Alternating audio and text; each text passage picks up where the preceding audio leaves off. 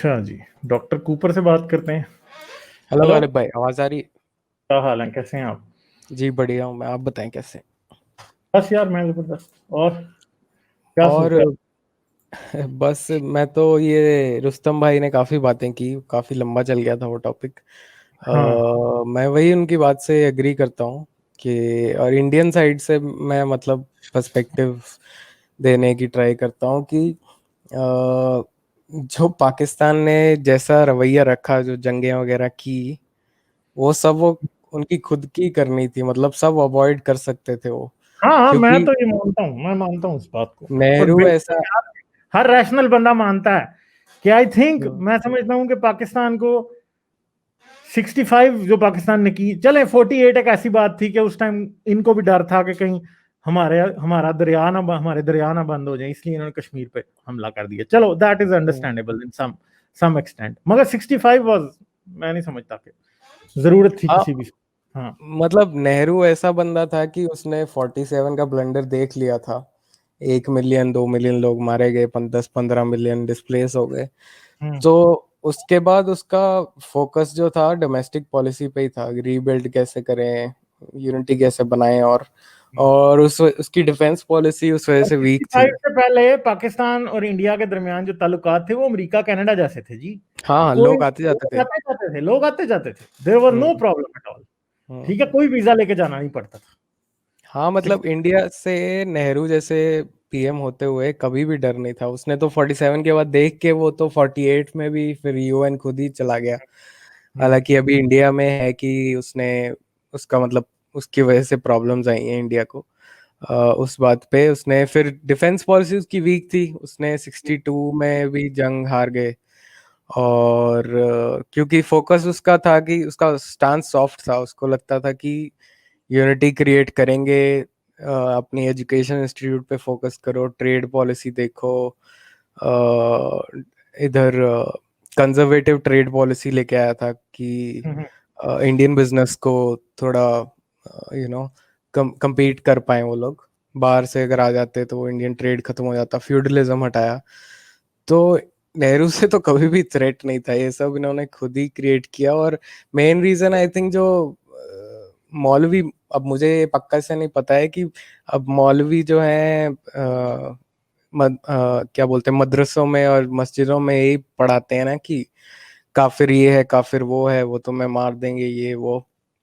तो I think वो जो फियर है वो वहां से शुरू हुआ, जिसको एस्टैब्लिशमेंट ने पूरा कैश इन किया और सारे फंड्स जो हैं वो अपने डिफेंस में लगाए।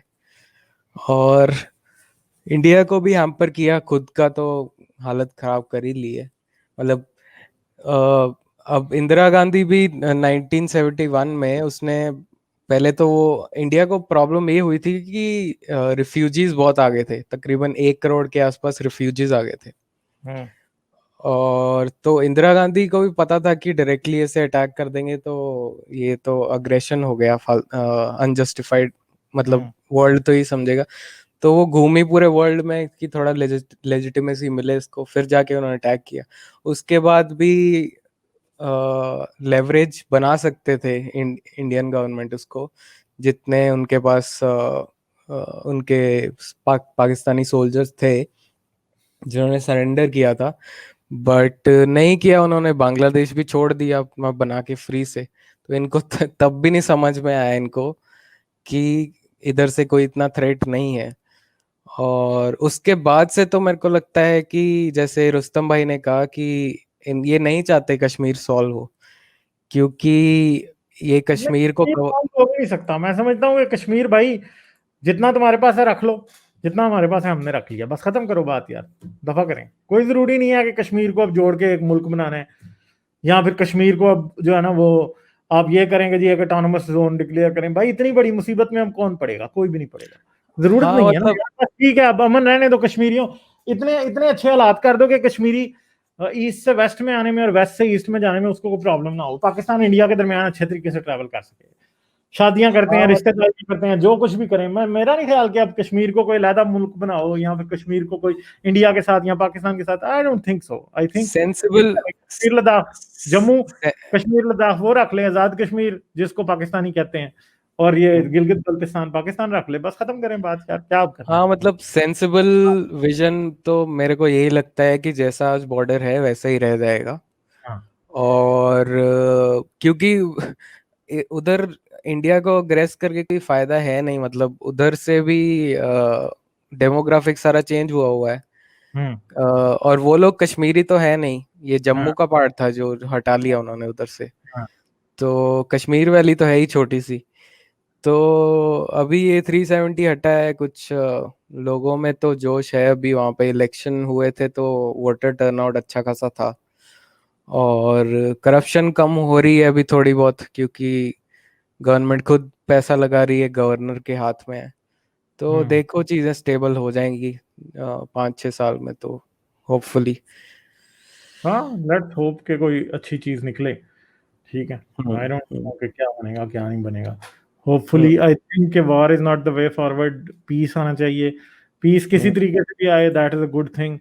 पाकिस्तान को अपने करने की वापस भरनी पड़ रही है, क्योंकि अब अफगानिस्तान जो है वो भी, जो है ना, वो भी अब बॉर्डर के ऊपर फायरिंग करता रहता है आए दिन। ठीक है। हम्म। तो but basically, Pakistani Pakistani people have a different problem. उनका अभी जो एस्टेब्लिशमेंट है वो फंड्स तो निकालती रहती है डिफेंस के लिए, बट वो यूज करते हैं एसिमेट्रिक वॉरफेयर जिसमें उतना पैसा नहीं लगता है। फौजी को ट्रेन करने में, इन्वेस्ट करने में पैसे लगते हैं, लेकिन नहीं, फौज मिल, बहुत बड़ी है ना, देखे ना, अब 1 मिलियन की फौज है यार पाकिस्तान जैसे मुल्क के लिए। 1 मिलियन की फौज पालना बहुत मुश्किल है। हाँ वो भी, एसिमेट्रिक वॉरफेयर वो भी भी है, थोड़ा। और that is another thing. But hmm. इतनी बड़ी फौज जो पालने के लिए बजट चाहिए, अब इतना बजट फौज खा जाती है, अवाम को तो हम्म। कुछ नहीं मिलता ना। दैट इज जस्ट, वो भी मतलब, पॉइंट है। बुllshit। उनकी फौज भी बड़ी है। 3,000 अरब का, अगर 3 ट्रिलियन का, 4 ट्रिलियन का अगर बजट होता है, तो उसमें से हम्म। 1100-1200 अरब जो है वो यही फौज ही खा जाती है। ठीक है। हम्म। तो इस दफा कोई 1100 या 1200 अरब का ये था बजट फौज का। ठीक है। हम्म। और जो सीक्रेट एजेंसीज का बजट है वो अलहदा होता है, वो अनअनाउंस्ड होता है, वो दैट इज अनदर थिंग। तो ओके। बड़े पैसे ये खा जाते हैं। ठीक है। हाँ हाँ। तो इसलिए इधर ये बजट जो है, ये अगर आपके पास हो तो ये that would be going to education, health, development, infrastructure और चीज़ों पर लगेगा, चीज़ें बेहतर बट होंगी। वहाँ पे जो आर्मी है वो भी तो क्या कहते हैं, एंटी करप्शन का इन्वेस्टिगेशन के अंडर नहीं आता ना उनका। तो नहीं। बहुत सारा पैसा जैसे है कि जो जनरल वगैरह हैं वो गायब कर लेते हैं बहुत पैसा। हाँ हाँ, वो तो बात है, वो तो जाहिर बात है ना। देखें जनरलों के पास बड़े बड़ी, अब देखें एक एक जो जनरल अभी निकला है, आसिम बाजवा, हम्म। वो इतने हाई लेवल का जनरल नहीं है अभी, मतलब वो कोई मुशर्रफ या कियानी या ये बाजवे वाला लेवल, बाजवे का लेवल उससे ऊपर है। बट वो देखें पूरी पापा जोन्स की चेन जो है अमेरिका में, वो हम्म। उसकी, बताएं आप हम्म। मुझे, हम्म। कोई छोटी मोटी बात है?